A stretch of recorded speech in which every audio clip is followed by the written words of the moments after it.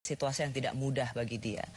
Saya itu dari tadi merasa bahwa Anda sesungguhnya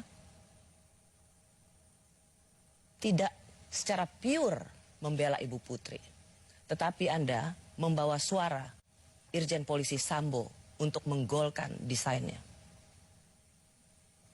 Gimana saya? Ini kan Hubert ngomong. Kalau dia lawan, saya ngomong apa aja nggak percaya. Tapi kalau dia kawan, nggak butuh penjelasan. Saya ini advokat, diberi kuasa ya saya bela.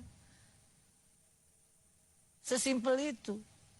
Dan berkas saya baca, ya itu membuat saya percaya. Apakah dia benar? Saya sudah bilang standing point saya, nanti kebenaran materialnya di persidangan. Saya merasa Anda begitu bersemangat mengatakan semua tindak pidana lainnya harus dikesampingkan kalau ada korban pelecehan seksual. Apalagi dengan ada undang-undang terbaru, tindak pidana kekerasan seksual. Tetapi yang saya takutkan adalah Anda dan tim Verdi Sambo menggunakan undang-undang tindak pidana kekerasan seksual yang berpihak pada korban. Menjadikan kasus ini sesungguhnya hanya untuk meluluskan, menguatkan desain kebohongan tersangka pembunuhan berencana dengan menggunakan seorang perempuan yang sangat lemah. Bu Putri hanya dijadikan alat untuk meloloskan pembunuh. Kalau soal desain, ya itu saya nggak tahu menau. Ya, desain tadi ya, bicara desain. Nggak ada saya tahu sebelum pemeriksaan sebagai tersangka ataupun pemeriksaan perkara saksi-saksi lain saya tahu. Nggak ada. Saya nggak pernah itu. Dan saya sekali lagi bilang, ya, pikiran saya amat sederhana. Ada laporan klien saya, ya, dan di berkas itu dibilang adalah korban kekerasan seksual. Maka saya harus percaya.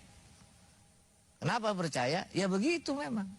Sampai ternyata terbukti sebaliknya ini yang disampaikan oleh Pak Kabar Eskrim, gitu loh.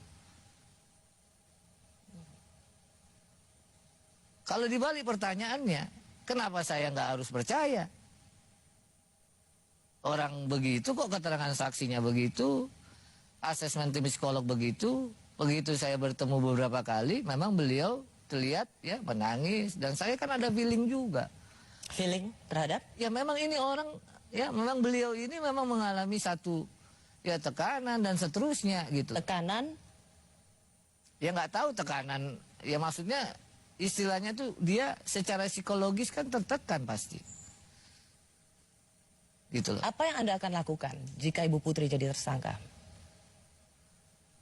Begini ya, kalau nanti dia ya mengalami proses hukumnya berjalan, ya tentu kalau dia apa yang Anda akan lakukan?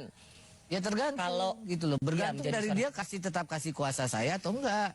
Karena kan ini cuma dari saya kuasa ini kan pada waktu itu dalam proses yang namanya pelaporan dugaan. Ya, bisa aja dia nggak kasih kuasa misalnya. Tapi yang saya mau bilang ya, ini sekarang sudah prosesnya sudah di Bareskrim. Apakah ditetapkan jadi tersangka atau tidak? Ya, saya kira itu kewenangan. Jangan juga Bareskrim misalnya didorong, ya.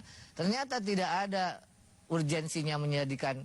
Jangan menjadikan tekanan publik untuk menjadikan Ibu Putri tersangka. Persis, jangan juga karena ada tekanan, ada juga ya desakan dari banyak pendapat masyarakat yang semestinya memang nggak signifikan dan atau secara proses hukum klien saya jadi tersangka dijadikan tersangka. Persis, saya rasa gitu semua juga memiliki pandangan yang sama.